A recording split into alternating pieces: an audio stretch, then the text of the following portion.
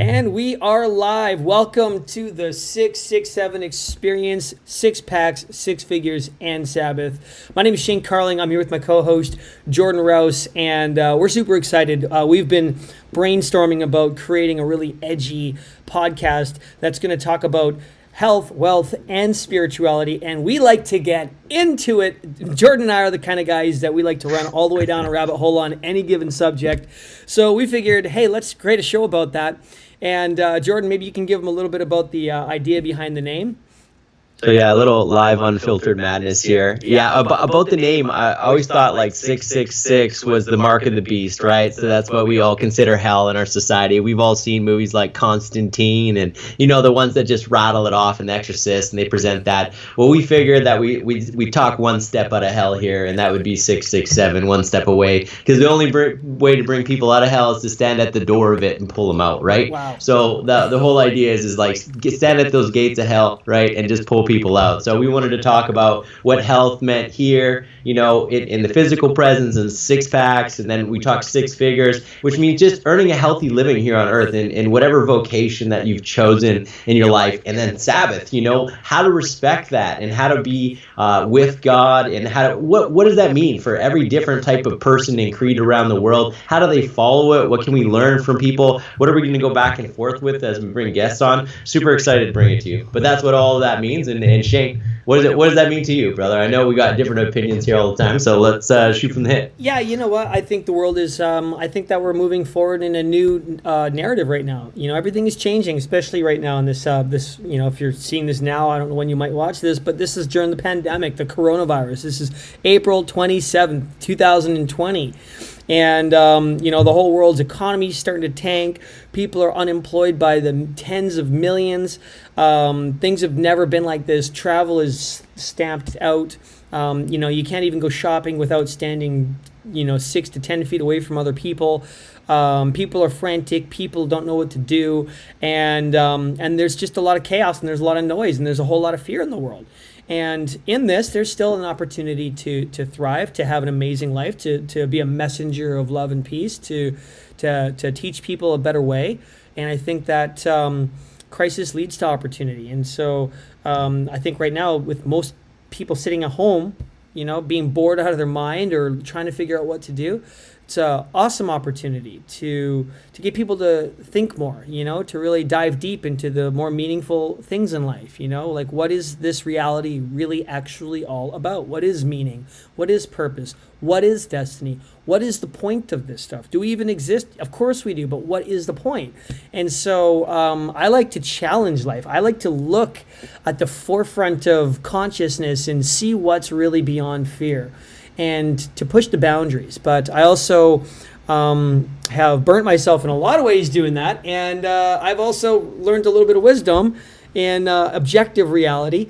And so basically, yeah, I'd like to see what kind of conversations we can start and evoke here that could make an impact. You know, I think there's a lot of conversations in the world that are not being had right now, right? People are being really moved into these just extreme ideologies, and so I want to expand, and I want to challenge where people are being offended. I want to challenge where I just want to see, hey, like maybe there's more to meets the eye, right? Let's take a look. Let's see what's really going on, and let's get some fascinating minds on here to help us figure it out and see things we haven't seen before. So that's what I see about this. That's awesome, Shane. Thanks for sharing. Like, at the end of the day, there's a lot of weird stuff going on in the world. Like, I've seen regular people just run down conspiracy lane lately. Like, conspiracy lane. And we got to talk about the health in that and, like, what's going on. Because I've heard the craziest things lately. Like, the craziest things from regular people. And then I get, like, spending a lot of time at home can drive anyone, like, bonkers bananas. I get it, but like without any evidence they go down these lanes and they trash like totally normal people, and I'm just like, yeah, it's become a different narrative because I think people have had a lot of time to stew, and there's an old saying that idle hands are the tools of the devil. And I think that's very true. Like when we have too much time to stir in our own self, we're going to create narratives that just aren't true to fulfill some hole, some gap we have to try to produce meaning in our life, right? And that's a very, very tough thing for people to grapple with right now. They're like, oh, how do I find my meaning? I've lost, like, potentially it's pretty bad out there. Like as a business owner, I lost $1 million almost in contracts in 3 weeks. I get it. And so many people have lost their jobs and so many things have happened. And like your whole meaning, like imagine, and I'm just going to speak from my perspective as a male, if I lose everything I've built, like my business, or if I was working a job and I lose that re-identity shift, like what do I do with my life? What's going to happen next? I get where these narratives come from, because they don't want to address what's within. But here, like, I want to challenge and ask how, Shane, like, imagine you have this narrative shift, right? And you have to readdress your entire life. And this just happens to you all of a sudden. Like, what's going to happen? Like, in your life, your identity, now you can't even do the things you love to do so often because we're stuck in Vancouver, and you've adapted and you went through these things. So tell me, what would you do? Like, let's say there's a guy or gal sitting out there and they've had this huge, like, just crunch, and they're looking for meaning, right? What do they do? I got you. And I mean, I can't tell you what they would do. I can only tell you what I've done, because I've had that happen to me multiple times in my life. And so being crushed into nothing and having to refigure life out from scratch, that's old news to me, right? And that's just my life. And maybe we'll get more into that down the road. But what this has meant for me is because I'm so used to adapting. I'd already been working with, high ticket sales, doing online marketing, etc. So I was already fit for this. My life hasn't really actually changed. If anything, I'm having more fun and more adventures because I feel like I'm challenged to go out and make a lot of adventures. I would usually have a vacation, or travel somewhere for business, etc. every couple months. And now I'm just riding an e-bike around. I'm adapting. I'm finding that billions of people are sitting at home in front of a computer right now, so it's actually easier to build a business online right now. And so I'm now mentoring and coaching people on how to do that, and that's been something that I've been focused on. But what a lot of people, if they're just working a job and this kind of thing just hits them, well, yeah, like when reality just comes bearing down on you and you feel stuck between a rock and a hard place. For those who anchor in fear, I think that for those who wait or procrastinate or who are not proactive, I think they're going to see on the other end of this that life might be more challenging than it was before. You'd be in more debt, you have more financial problems, your work might not pay the same, or it might not be there. And if you haven't been proactive and if you've been just waiting, this is where the poor get poorer and the rich get richer. Right? And if you have been proactive, if you've been learning, studying, praying, like in my opinion, developing a powerful relationship with your creator, okay? Like working on that stuff, reading books, getting insight, getting things done that you haven't been getting done. That drawer that's got all that stuff, that thing that you've been kind of meaning to do, the thing that's in the garage or whatever is over there, the thing that you were kind of getting to at some point or other. Like if you're getting that stuff done and cleaning up your life, then I think that on the other end of this, you're going to be very well prospered. I think that this is an opportunity for everybody to reshift and refocus. And I think that's the only thing I can say is what I've done and what I've seen a lot of people do is something like that. And that equals results. But if people aren't, I'm worried about those people, honestly, because this isn't some small issue that's just affecting a mere handful of people. We're talking hundreds of millions of people. Yes. So Shane, let me share on that. Like, for example, I got hit with a brick. Like, there's no joke. For the first time in my life, I had to lay people off my business because that just happens. That was a hard, the next day, I literally just spent it in bed. I just couldn't deal with what just came at me. It hit me like a freight train. And I don't care how strong you are, when you have emotional attachments to those people you work with, you care about them deeply, typically, right?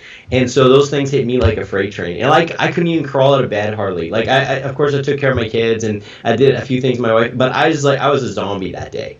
And it took me a day to recover. And then the next contracts rolled in and came down, and the next came down. And in those moments I was like, oh God, literally that's what you say is like, oh God. And, I just asked for prayer and some time and got around some good people to support me because my mindset was going the same way my business was in those moments, right? It was spiraling a little bit. Yeah. And that was a hard thing for me, man. Like just dealing with that. And I can't imagine, I've been very fortunate. I've had good teachers, and I've saved some money to for hard times, like, as they tell us. And I understand where people are right now. There's this huge fear and anxiety, like what's next? When our country's going to open up? Why are people out there protesting certain things when we think that's dangerous for society? Different people have different opinions on this, and that's okay. Because none of us actually know what the right answer is right now. Because the science, the funny thing about science is it's always right, but it comes out way later. So, 6 months down the road, hindsight's 2020 on these issues, and everyone's like, "See, I told you," but everyone has got these differing of opinions. It's a war of philosophy, and it's a battle of ideologies and truth. I mean, I think that's a big conversation, and just to go back to the fact that you hit the wall, and businesses started. How did it, I guess my question that I really want to ask on that is there some strength in knowing that, like, if this had happened to your business outside of this pandemic, then that might be a lot more crap that you had to deal with. But just knowing at least that you're in it with about 100 million other people. Like, is there any type of reassurance because it's like not just you, it's a whole global thing? Well, that's a deep question. Like, so is it better to suffer together or suffer alone? Well, there's no biblical quote about that. It says, have sorrow with those who have sorrow. So, yeah, I got a lot of sorrow with those sorrowful brothers and sisters out there. Yeah, that's true. Does it make me feel better? No, because the repercussions on life are very real. The repercussions are your family has less, the people around you have less, and you definitely feel like, I can only speak as my experience myself, I feel like less of a provider, right, at that moment, because you're able to take care of less families that you're out there supporting through your business and doing those jobs, and that's a hard hit. Now, do I take comfort in other things? Yes, like in faith, in friends, in family, the things that support you and have the time. Like, my life is not just gonna fall apart. There's people who love me. I'm blessed with that. Whether it's family, friends, connections, acquaintances, whoever has love for you in your life, remember that those are the people you can lean on when it gets hard. Like, I think the thing that a lot of people don't realize that go through this, because they get calls every day, is they feel very alone and they're afraid to have that conversation. And that's the one that feels very isolating, that can make you feel like you're in jail while you're in isolation. And when those compound, that's where danger happens. I'm just fortunate that I have an amazing wife and some great kids, and that kind of lifts you up. No matter where you are, you take away all my money, you take away all my degrees, everything I got in my life, but I got these amazing people that love me very much. Then it's still, no matter what, a good day. I wake up every day, my little boys wake me up. It's a good day. That's awesome. Right? That's awesome. Oh. So what about your employees? Like, how did they, what are they doing? Are they on the $2,000 a month thing from the government? Well, I don't want to speak individually about anybody, but of course there are some layoffs and there's some people that we came up with. But the cool thing that came out of it is we got together, the heads of all the departments and stuff, and we strategized like what we're going to do. And we came up with a good remote selling idea. So what we do is we just went on this value chain and started giving away as much as we can for free. Like, whoever we contacted in the past, can we help you with remote sales? We worked out a real good rhythm, and we're helping companies just drum up sales. So in their time of need, we're reaching out to them, giving as much free stuff as we can, and really solidifying those relationships we had in the past. So, that was the thing we actively chose to do, because rather than sit in our hands and be like, oh, I don't know what to do with this extra time we have because these contracts are gone, we just got really, really proactive. And we dialed as much as we can, and we got as many people on webinars as we can, and we just dug into that. So, like, I think I live on Zoom more than I do in real life. Like, it's like a natural equation now, hey? I have more relationship with Zoom on computer. You're probably with me on that one, yeah. Shane? The new Zoom world. It seems so easy to put people on Zoom, so that's the one thing about this is, like, people are, a lot of them aren't so busy anymore, So, hey, what are you doing right now? Free, you want to hop on a Zoom? Like, it's people aren't really, they're sitting at home doing, not much. So, it's It's not like you're catching them on the road or at another meeting. It's been a lot of fun. Really easy to book meetings. It's really everything's going so online and it's so casual now. And oh, what happened? Oh, you're good. Okay. I still hear you, buddy. Oh, It's no sorry, big hang deal on. that you don't know. Oh, Siri just kicked in. I love Siri. She just loves to interrupt. I said the wrong thing and I must have slurred one of my S's. Siri. Oops. Oh, Nope. But anyways, where was I? Yeah. So, oh geez, I can't remember anymore. It was probably not important. I got thrown off by Siri. it's all good, man. When we do these live recordings, we can have a lot of fun. I'll tell you what. Let's dive into a couple of things I wanted to dive into. I wanted to ask you about a few things where we're gonna go with this. So, in terms of like what you're doing to stay healthy during the coronavirus, like a lot of people are at home, and I've seen a lot like, hey, I'm sitting at home and I'm gaining weight or something. Like I've seen tons of these posts, and I'm like, well, okay, well let's get some ideas out here about, what are you doing? I know you're a personal trainer in your past, and you're a health nut. So share a little bit, man. So share some wisdom over here, so we know what you're doing to keep like physically strong and healthy. Okay, I'm going to share with you guys some good news and some great news. So for those of you who used to love going to the gym, you know what? This is going to give you an awesome opportunity to learn how to not overtrain your body and get better results by doing less. I think that is really cool. So if you worked out tons when you were younger and you already got a good base, a foundation, all you need to do now is minimal amounts of stuff to really just trigger, just more intense, minimal amounts of actual effort. And I've got techniques I'm going to talk about in a bit. But what I'm doing is, number one, I'm getting outside. Now, if you're in a place where you're totally quarantined, I guess you can't. But I get outside for at least a couple hours a day. I'll ride my bike and I go to Stanley Park and I just ride around and I find places. So I like walking, I like running. I'll get out there, I'll run with my Chihuahua. I sit down, I'll do some stretching. So that's number one. I get outside. I want to get the heart pumping a little bit for at least 10, 15 minutes a day. I love a nice bike ride for that. So that's one thing. The other thing is push-ups and chin-ups and squats. Now, if you can't do chin-ups, that's fine. Always consult a physician before you do a workout, obviously, and never do more than you can do. But when it comes to squats, that's something most people can do. And it's very simple, and you can just get a lot of them done. I mean, if you pound back like 20, 30 squats, 40 squats, 50 squats, maybe if you do like 5 sets of 10, right? Just keep your knee behind your toe, do your squat good, arch your back, stick your butt out, protect your lower back, right? By arching your back, sticking your chest out and doing your squats. And that's a fantastic leg workout. Jump squats if you're able to. That's another really good one. Lunge squats, running in the circle. You can actually just literally just get up and, do the running man for a little while and do little spurts of that. And so there's all these other workouts. There's the whole home workout thing. There was what it was like P90X and that other one. I do Sean T Insanity every morning. Yeah, Insanity. All these are fun. You just got to pick whichever one you like and you can do those home workouts. They're freaking amazing. My key is this. I don't like to do too much intense cardio stuff like that. It's fun, but, and that's for now. Maybe towards the summer I'll get a little bit more into it. Push-ups, chin-ups, squats. And then go outside, and if you really want to get chiseled, learn how to do sprinting. You start real slow. You warm up.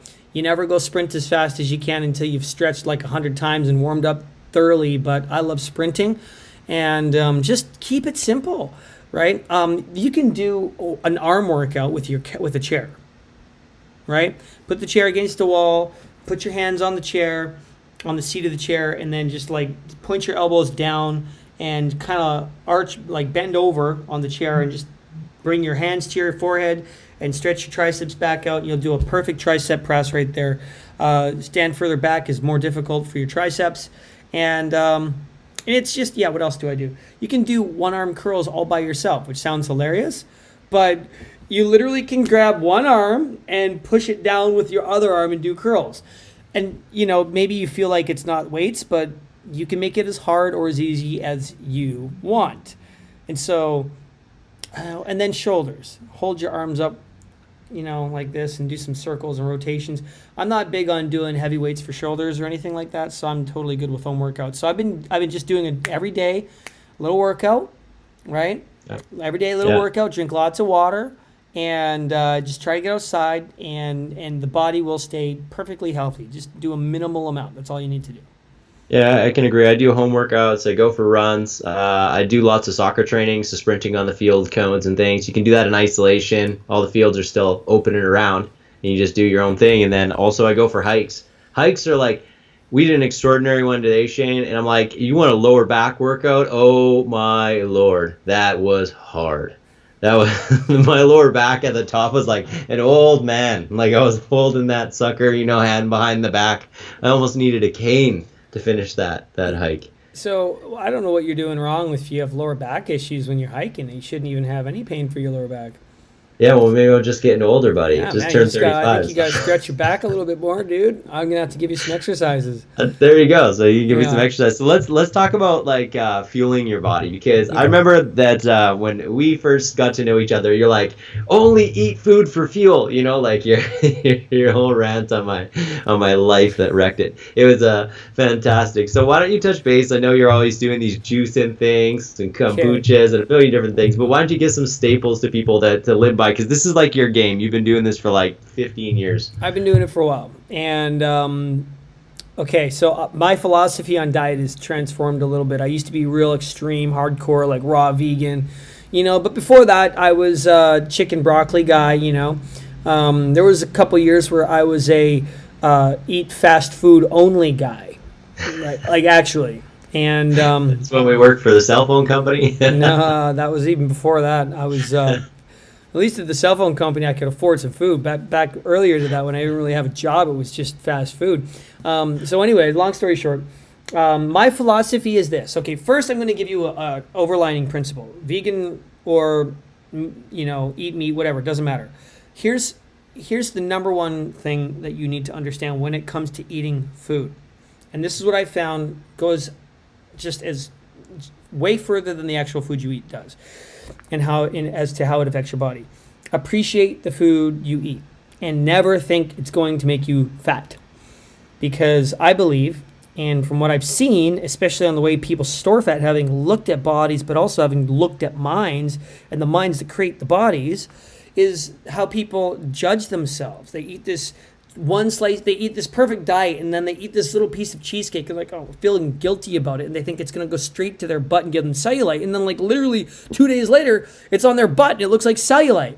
And it's like, how do we, and I've seen this, man. I'm telling you that it is because of the people's mindset around the food. So first, get your mind right, is that whatever you're eating in your food, be grateful for it and is good for you, okay?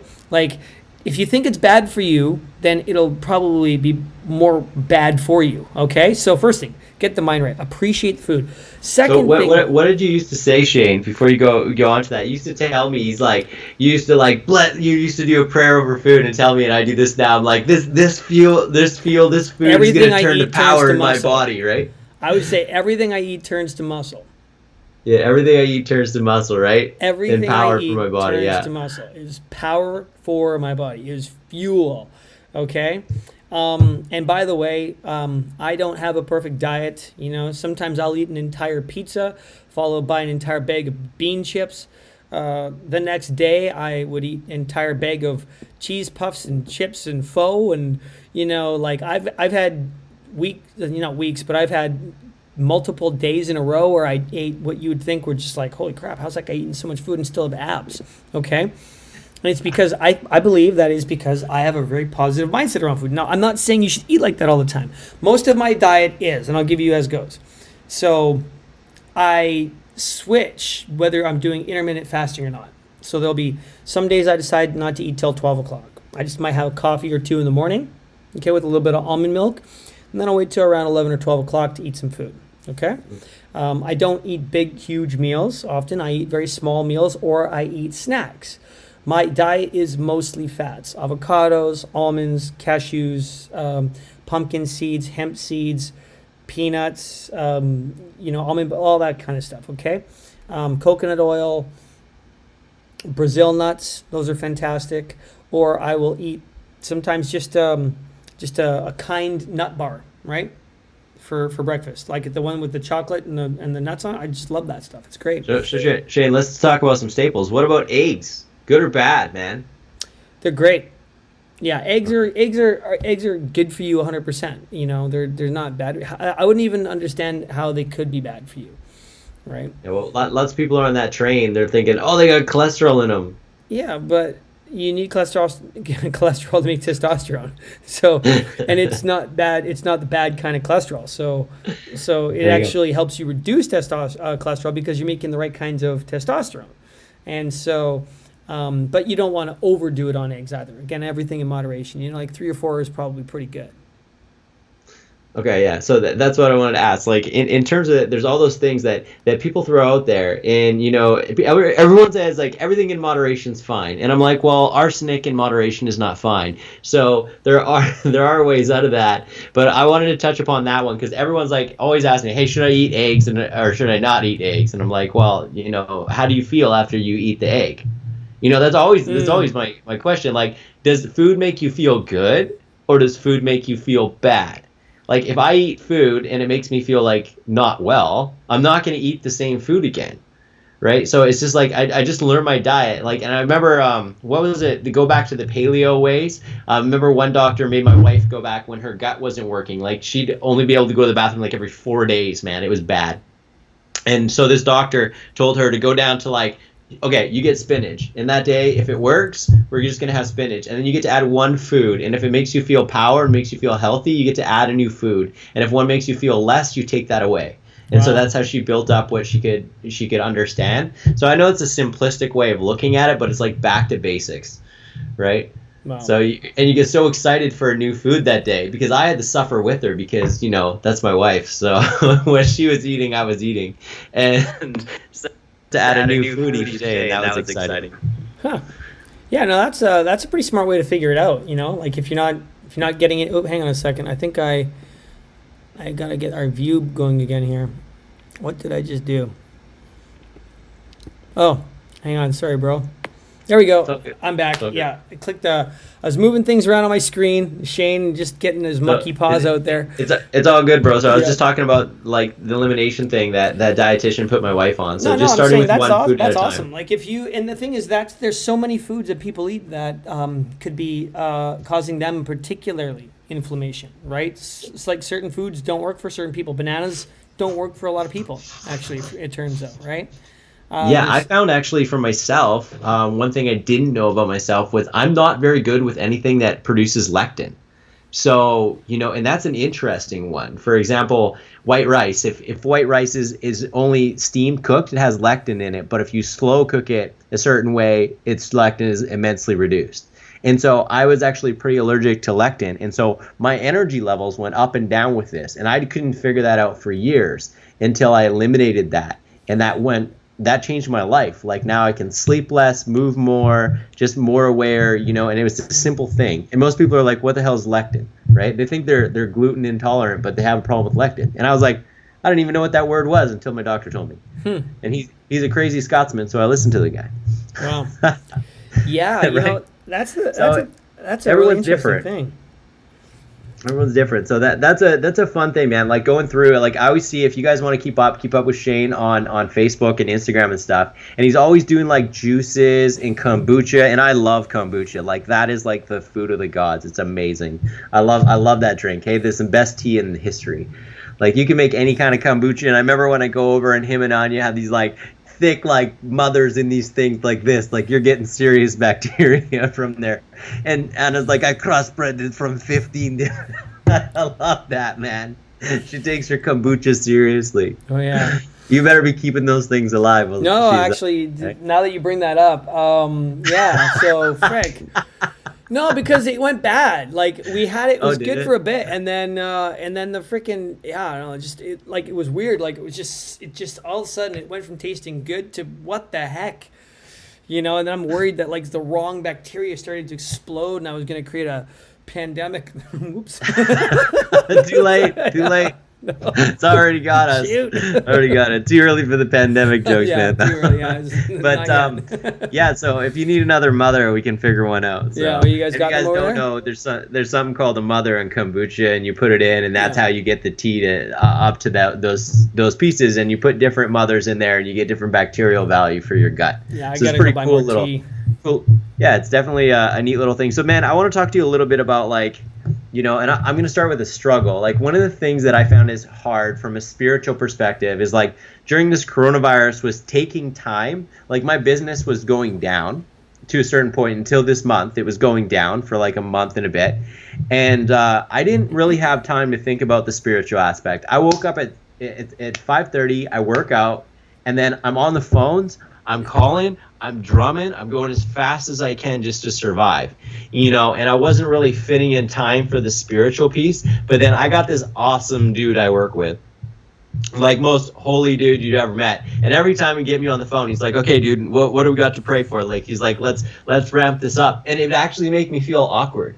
Even though like I go to church on weekends and I do that thing, he like that would just hit me and go, man, I'm failing because I'm pushing everything into work, everything. And I only have time to see my kids when I literally go put them to bed.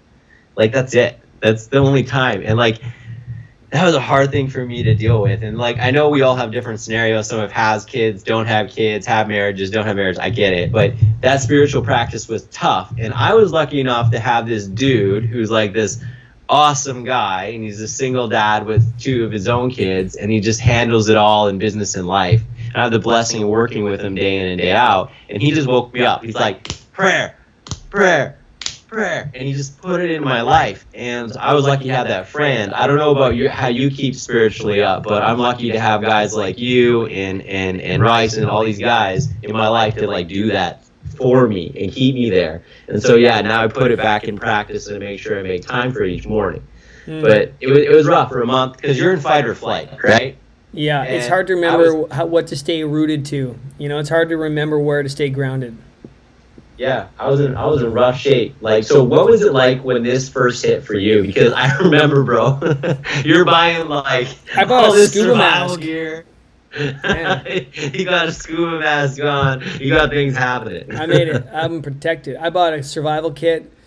Like, okay, I'll be honest. Yeah, I'm glad we're recording this because I went on an interesting trip. And it's still kind of there. Like I've had visions of the future, and so I'm always wondering when some of these things will happen, and and so I looked at this whole thing going down, and part of me is like, okay, like is this thing like so serious that like millions of people are about to die like crazy fast, and it's going to be sweeping apart, and next thing I know I'm going to be worried about, am I going to get stuck in a hospital on a ventilator with a freaking tube down my throat, telling my wife in Bali that I love her and never be able, like, well, how bad is this crazy thing going to get? And like, are people just going to walk around savagely just coughing and spewing and dying all over the place? Like, what the frick? I got to be prepared. I'm watching all these crazy videos coming out of China, and I'm like, all right, you know what? I gotta be prepared. I'm gonna make sure that I got some stuff to get away from people, just in case this is like really bad. Like if it, I would way rather laugh later on and be way over prepared than to be way underprepared and be crying later on. So I bought a survival kit. I went on Amazon. I bought a survival shovel. I bought torches and freaking this. I bought headlights, solar lights, lantern lights. I got survival blades. I got tent. I got sleeping mat. I bought a lot of stuff. I bought a bunch of lights too, like so many little lights, and I bought a whole bunch of guitar strings, because and I got incense, and I got like a bunch of stuff, because if I'm going to go run out to the woods and camp for a little while and get away from society, I want to make sure I'm smelling good, looking good, and making sure I got lots of cool energy and good vibes happening. I got some shawls. I got like, just like really cool, fun stuff to survive in.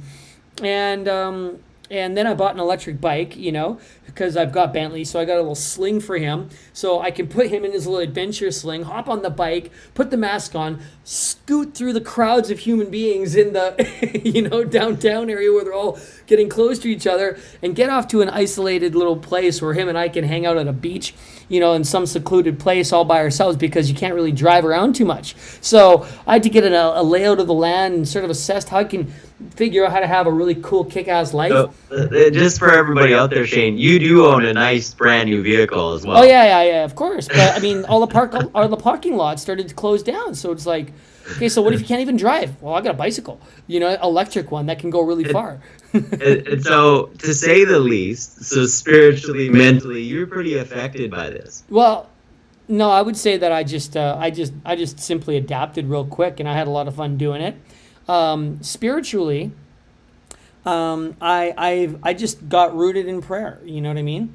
Really, and I found that it's a lot of people out there are scared, I guess, spiritually, because they don't have a faith, or they don't have a solid relationship with God, and I see that that's a need in the world, and so I would use it as an opportunity to, hey, great opportunity to pray and hope for the best and start building a relationship up spiritually. I think it's an awesome opportunity because I prepare for myself, for my family, but that's not like panicking and freaking out. I'm okay financially. My business is actually online, so I'm doing okay right now.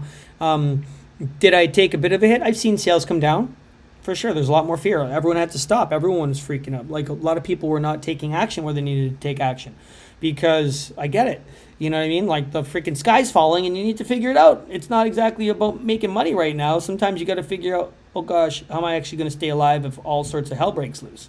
And so, but I feel like right now, this is the other challenging thing is, like the natural pride of man. We're in this real interesting situation. Is this thing actually, and people are trying to downplay the numbers. They're like, well, it's not that deadly. People aren't dying like they thought. But I'm also saying, well, actually, a lot of people have died, like over something around 250,000 so far have died that are on paper dying from it. That's more intense that's like 3 times more than the flu, right? And it just started. And here's the crazy thing is, just because the cases have come down and there's not that many people dying, does that just mean that what we're doing is working? And we should keep doing what we're working, or keep doing what's working? And then some people are like, no, it was all a scam from the beginning. But if those people are wrong and we just let everything go back to normal, and then we see millions and millions and millions of people die in an awful second epidemic, a second wave. Well, we like for this, if anybody thinks it's a scam out there, you need to wake up. And I'm going to give you a number one marker. I followed this thing since December 28th in China.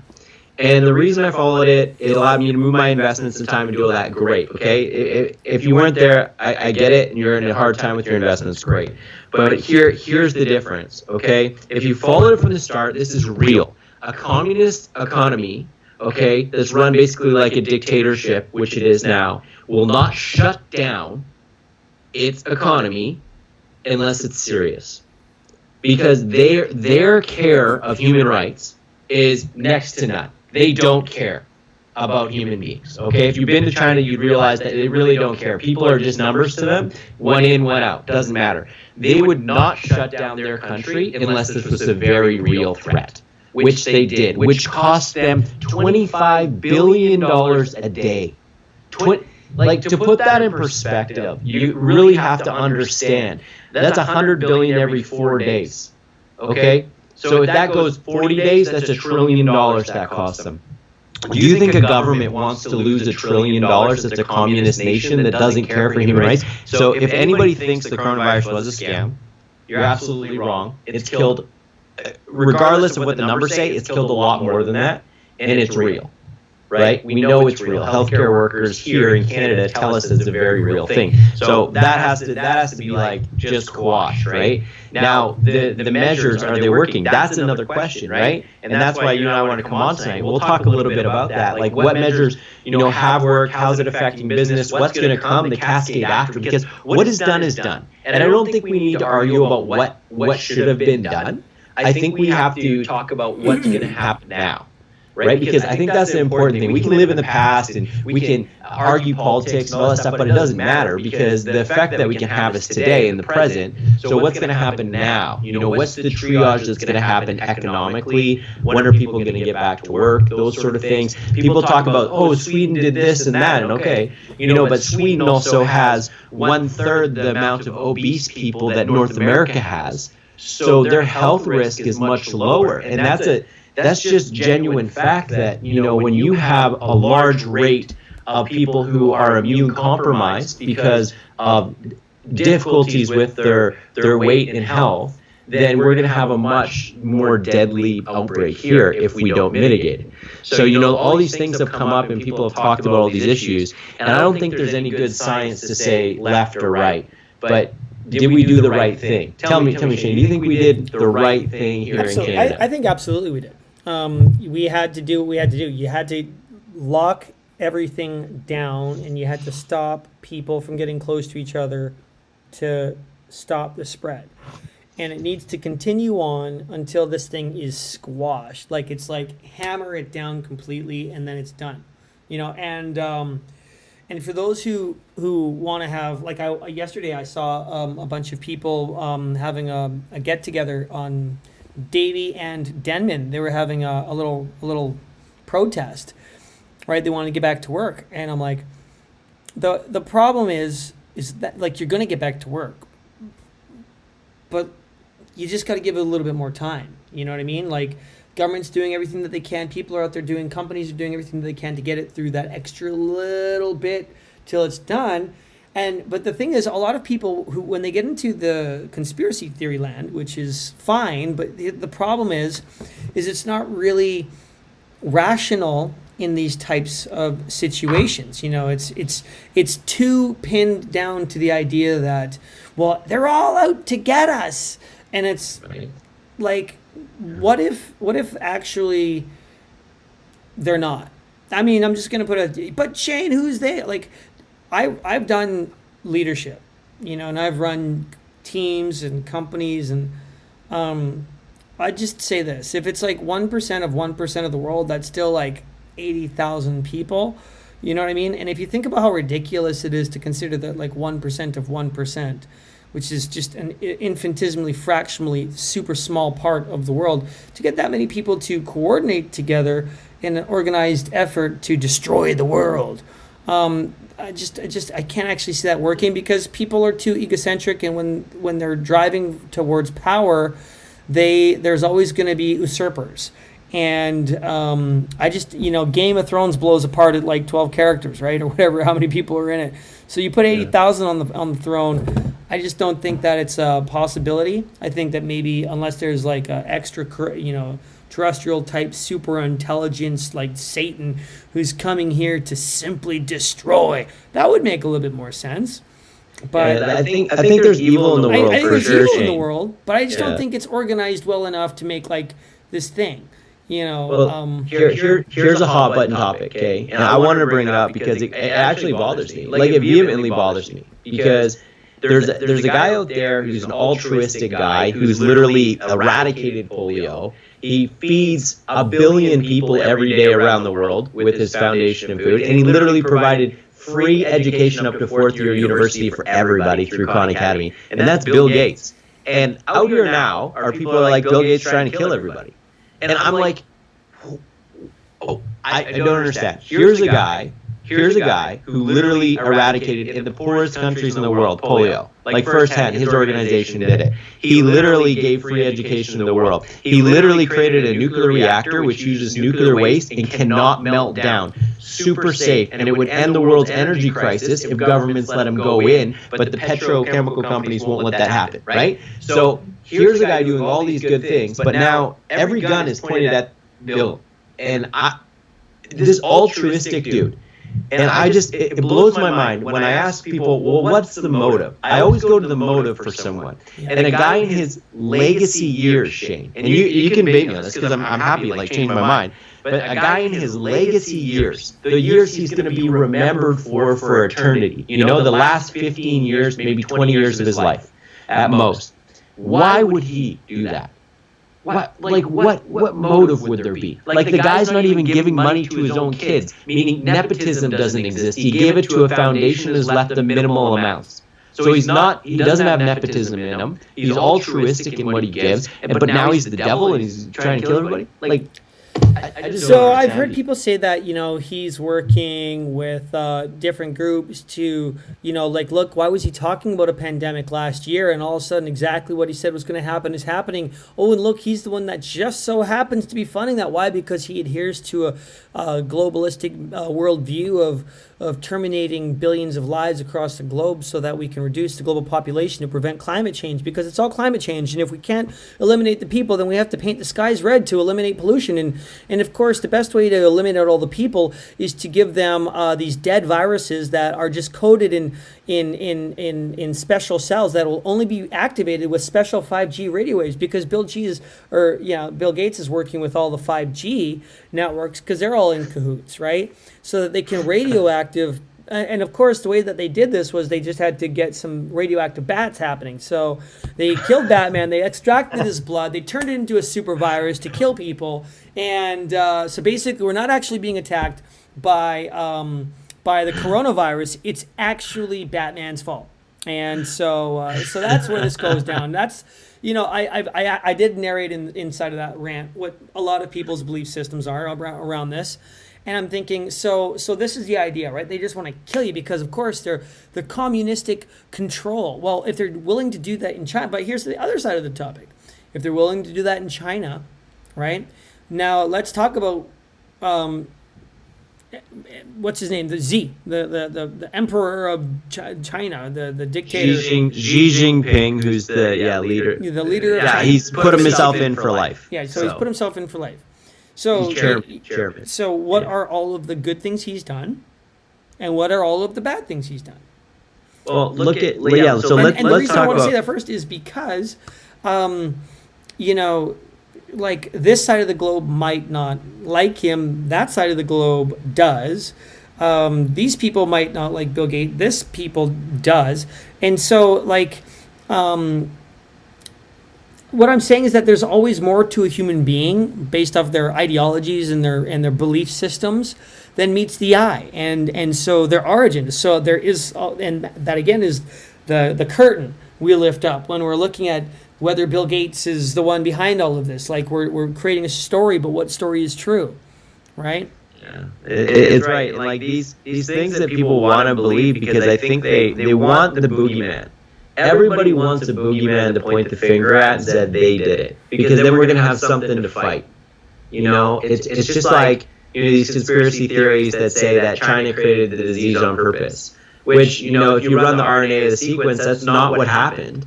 Like, it could potentially have happened that it escaped from a lab because a student was working with it and they got it in their system somehow and that could have happened. They walked out the front door. But it's not a genetically modified weapon to kill everybody. Like, no one wants that to happen. Like, this is the orchestration out there that people want the boogeyman. And I really think that that's a counter-faith production. Because it's, for some reason, we want to fight in our soul. We want an enemy to fight, or an enemy to say, there's the bad guy. I remember it so vehemently, like when you watch Tony Montana, in that movie, Tony Montana, and he got up and said, yeah, I'm the bad guy, man. You see a guy like me, right? And he stood up. But I think that's what people are looking for, and I don't know why, but it gives someone meaning to be on a tribe, a side. Like, I don't like X, or I don't like Y. And like, when people say, are you liberal or conservative? And I go, I'm neither. I have values that are social democratic. I have values that are conservative. I have values that are libertarian. I'm a mixed up human being, because I really just look for what's good. And there's good arguments on every side of the spectrum. And I don't understand why people have to get in a ship. I understand why, because through thousands of years of evolution, we've heard and we know in our bodies that it's safer to be in a community, because communities provide protection. So if I jump into XYZ community and they run their banner, but I run all their policies. like these people that are completely on the Trump train. You can't be completely on one train. You have to have balance in life, right? There has to be some sort of balance. So it's interesting, this whole evolution of it. I've seen it, and it's tribalism at its root. And in the U.S., it's been brought out because nationalism has become so strong. And people are fighting against that nationalism. And I understand that, because when nationalism arises, many things have predicated after, or have been predicated by that, like wars that prop up, through those individualistic, don't work together sort of scenarios, when before we had a globalistic society that generally borders were falling and things were moving closer together, but the people were scored, the New World Order will take over. So, and all these semblances and stories that we live through, what is the truth? What are the answers? And it's been an interesting journey absorbing all this, because, man, sometimes I look outside and the birds are chirping and things like that, and everything's good, and I look at my phone, and it's like, the world is ending, the world is ending. And you go, man, I don't really want to turn on the news ever again. Because I don't know what to believe anymore. And no human being on Earth has all the answers. Not one of us, because we don't have all the information. Right? And so the interesting thing, man, this is my question to you, is of all the things that you see now, like all the things that you see, which one do you know is actually true? Is there something there that you say, that's true? On this whole Corona thing and what's really going on? Corona, politics, life's narratives, is there one that is like holistically we can grab on and say is true? And I know that a Christian response is going to be grab on and say the Bible and Jesus. Yeah, I was literally going to say, well, yeah, asking me to say that, because, I can give you the old ball and dance, whatever you call it. I'm asking truth of the narrative of today. What is actually true? Well, because everyone's like, the WHO is corrupt, this is corrupt, that's corrupt, Justin Trudeau's corrupt, Donald Trump's corrupt, Nancy Pelosi's corrupt, everybody's corrupt. Here's what you can hang on to, okay? And I'll touch on just a couple points. So first off, coronavirus is real. It's a real thing. They can actually, like, there's, for people who say that viruses don't exist, then why do they study these things under microscopes and stuff? Like, it's a real thing. They watch it. They actually see it. Like, there's a whole bunch of very intelligent people that see it with a magnifying microscope, or et cetera. They study these things. They put chemicals on them, and they, they're breaking them all up. And so it's a real thing. They're called epidemiologists. Epidemiologists. Thank you for, thank you for my lack of understanding and pointing it out. But epidemiologists. And so guess what, guys? Like, if you're saying that there's viruses don't exist, the problem with you is that you've just denied an entire field of science that people study. And you're just like saying, no, it doesn't exist. Those people are all the same person, and they all get together and lie. And they look at fake things, and they don't even study in class. They just do acid and lie to us. Like, you have to be that crazy or ignorant to think that epidemiologists aren't a thing. Viruses are real. Okay? Second thing is, regardless of whether this was a biological warfare, an accident, or something that was just a mutation in a virus that the CCP just allowed to kind of escape for a little while, regardless, it's happening. Okay? Regardless. I think it was more just human error. It's my personal thoughts. Just simple human error. There was no engineer behind the Spanish flu either, and it was far deadlier. Okay? So, like, viruses happen. We learn from the past. What we're doing is something that we've learned from the past works, and so we're applying it globally to stop this thing.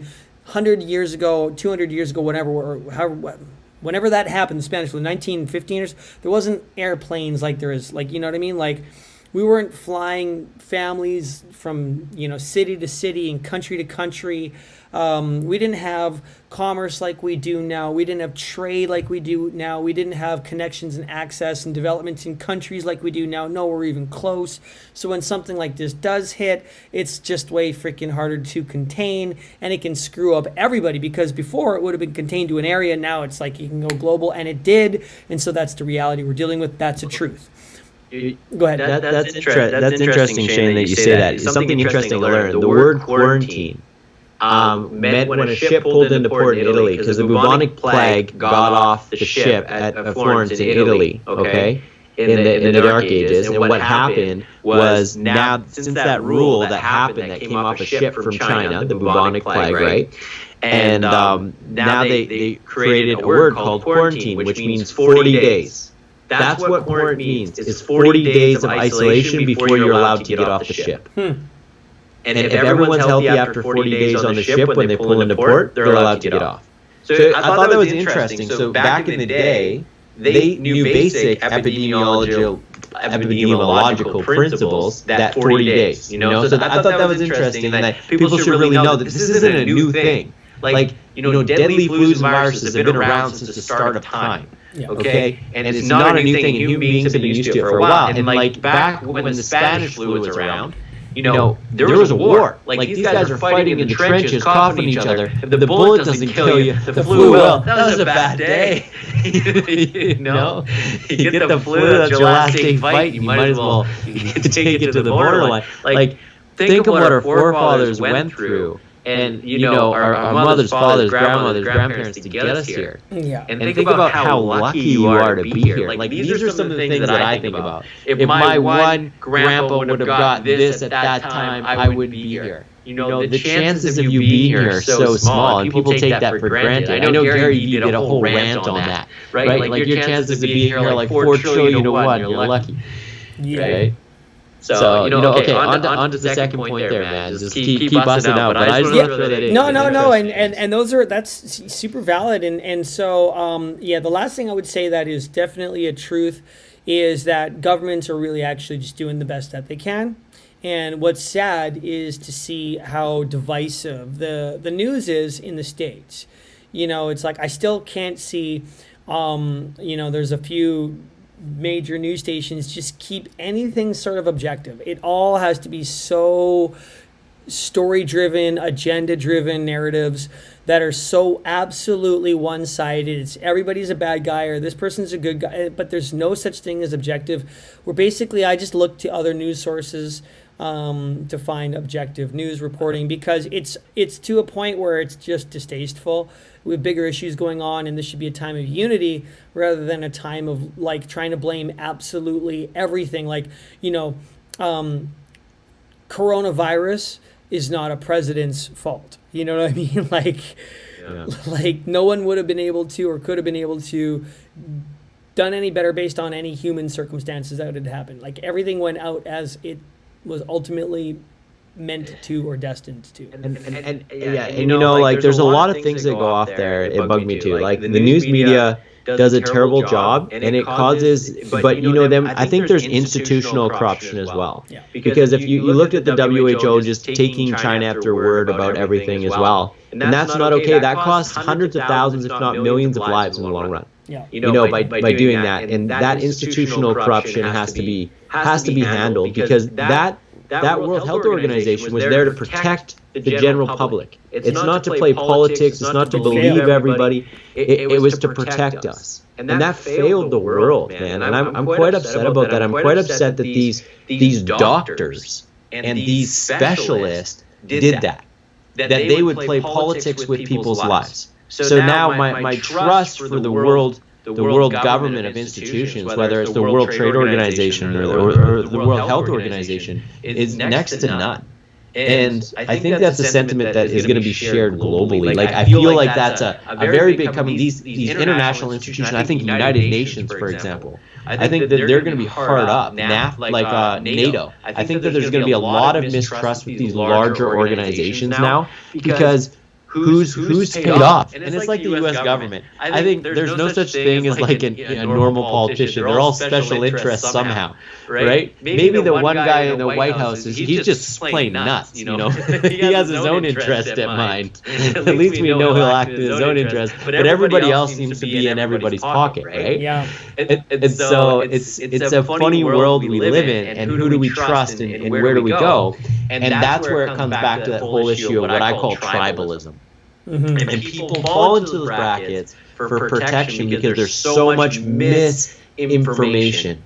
Everything has a slant. Like in Canada here, I can't turn on the CBC because they are just going to tell me with this crazy like neo-Marxist view of everything at all times, and there's no balance to it. And I'm just like, can't we just have a real discussion? Can't we really debate the merits and philosophies behind different things? Isn't it okay? I remember when an actual debate was when people had problems with religious people getting along with one another. Now all the religious people are in a pot being like, no, we got this handled. It's the rest of y'all that are crazy, right? So I think that there's a coming together there as well, which has been kind of interesting, right? It really has. Like, I've been chatting with all my Islamic buddies and all my Jewish buddies, and everyone's like really bundling together. Yeah, no, the rest of the world is crazy. You can't trust these guys. Well, they're just going to say, don't you know it's God that makes the plagues, right? Right. Well, they are. Yeah. So that's the problem with it. If it's released, it's an act of God, and therefore, like, if the world is being humbled, it ought to pay attention. Why are we being humbled so, Lord? And it says in the Bible, when the nations get on their knees and pray to God, right, to restore their land, that He will, but not until a nation is humbled. It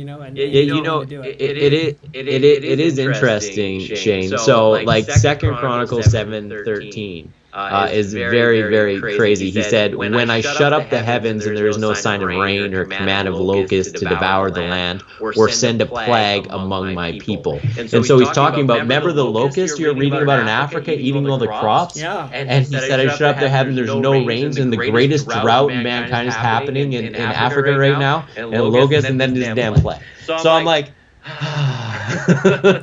so, like, yeah, that's the now you know what horse that is on the four horsemen. You're verse me. I just okay, I gotta look a little bit more into it, but I'm just reminded of the four horsemen of the apocalypse, and each one brings on some crazy thing, right? I'm like, are we there? Wait a second, hang on a second, because I've been watching this and I've been seeing these pastors and people talk on TV, and they're like, no. See, the four horsemen, the plague horsemen, so that's not coming yet. This is just a sign of things to come. How much freaking bigger can a plague get when it stops the world? You don't think that this might be one of the plagues? That, you know what I mean? Like, you think there's more coming that'll be worse than stopping the whole world? Are you crazy? Like, aloha, this might be the one. You know what I mean? Like, aloha, thinking about it. So like, let's go into this a little bit. When people say the world is ending, I think you're right when you started the conversation. The world is shifting immensely. Yeah. And I think that people are going to understand the value of technology right now. The reason that the Great Depression was so bad is because there wasn't high enough levels of automation to keep the food supply going. So people starved. People had very hard times. There wasn't that support. We will not face that today.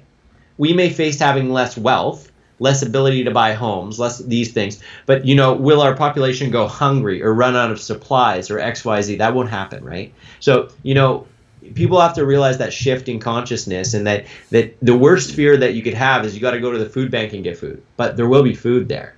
And we're very blessed with that. We have a great food chain around the world. Hang on a second, because for now, till the food chain gets contaminated.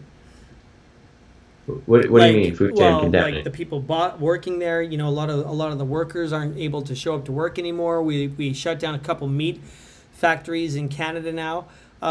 People who are working at a lot of stores don't want to work, or they're not stocking shelves. They're minimal staff.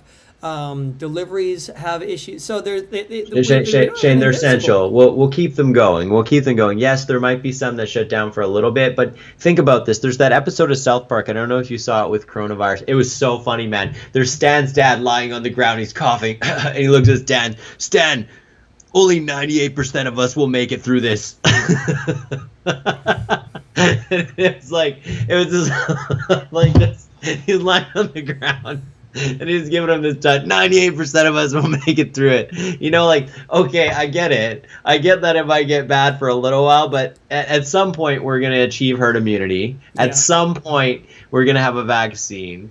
And yes, people will, like, this is it. Like, the general breakdown of structures will not happen. And if we've learned anything from the last little while, governments just print money. Money, money, money, money, money. You want some money? Here's $10 trillion. Where did it come from? I just printed it in the computer. This is one of those things where I don't know who the person is that all the money has to get paid to, but if government just decides to make more US dollars and all the other companies make more whatever their dollars are, and they all just have this like agreement. All right, so all the money we printed, who printed the most? Me. Okay, that's fine. Anyways, at this point, guys, we'll just forget about all that now. Everything back to normal. So. Well, it was a brilliant play, actually, by the U.S. Like, if you don't know anything about macroeconomics, it works like this. Because the U.S. has such a strong liquidity market, right? Which means it's backed by the Federal Reserve, which has unlimited funds it can print. And it's backed by the value of the United States economy, which is the strongest economy on the planet, by bar none, okay? And so it can take a great shock, but when I print money, but my economy is still better than everybody else's, my value of money goes up. So they printed $10 trillion, and their dollar went up. Inflationary measures are supposed to say, you print 10 trillion, your dollar comes down. It went up. And everyone went, oh my gosh. And the U.S. went, we can print that much and our dollar goes up. Let's print some more, right? And they printed some more, and it's still going up. So fiat money currency is an interesting thing. If people want to dive in and learn something, you dive in there. Because I remember, you remember the movie Batman, the original one with Michael Keaton, and you have Jack Nicholson. He's like, and he's out there, he's the Joker, and he's throwing money off his float, and he's like, hubba, hubba, hubba, money, money, money. Who do you trust? Who do you trust? And it reminded me of Donald Trump putting his damn name and calling it a Trump check, a Trump dividend, and sending out the checks to everyone in America. And I thought, yeah, that might be true. It might be true. It's at this point people, I think, are realizing that money's just a concept. Like, it's not tied to anything real. It's just a thought, right? And same with like Bitcoin. Bitcoin has no value. Zero, nothing. It's held to nothing. There's not even an economy behind it. It's nothing. It's an etherical concept in the sky, right? About what a block is and verify itself. But see, it's really funny. Now people are going to start to grasp and say, what's important in my life? And I think that this is where the spiritual awakening happens. Remember when Billy Graham was around and stadiums filled up? I really see something like that happening again. I see people valuing people and community and understanding that money's just a concept. And yeah, when things get bad, we'll just print some more money. Like, apparently that works. So I'm not too worried. I want everybody out there to realize that the government in Canada here just printed $183 billion. So if it gets worse, let's print $183 billion more. Like, it's going to be okay. You know, we'll all get to go back to jobs. Things will be good. If you think about, if you're in Canada or United States, we're resource-rich nations. We have water, we have food, we have production, we have universities, intelligence, infrastructure, we have great people, we have private institutions like churches and synagogues and mosques to support our communities and give back to other people. We have food banks. So if you're living here and you have any sort of trepidation in your soul, I just want you to let it go. I want you to live in faith that you live in the greatest nations in the history of mankind. The history. If you're in the United States or Canada, there are no nations like us. No nations, period. This is the breadbasket of the world. We make all the food, all the corn, all the flour, all the bread comes from our breadbasket, our prairie. Okay, so rest assured, we will at least have bread and corn. And if you want to live off two good staples, we got our bread and our corn. Yeah. So it's interesting. I think we got what's the other big? We got a lot of soy. We got a lot of soy too. There you go.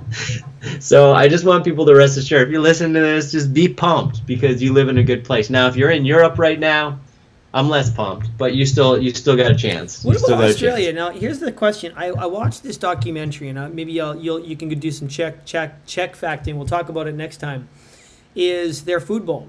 So apparently, I was watching this expose on this. They didn't plant very much farmland this year, because in the Australian food bowl, which is where enough farms are to feed about 60% of Australia, approximately.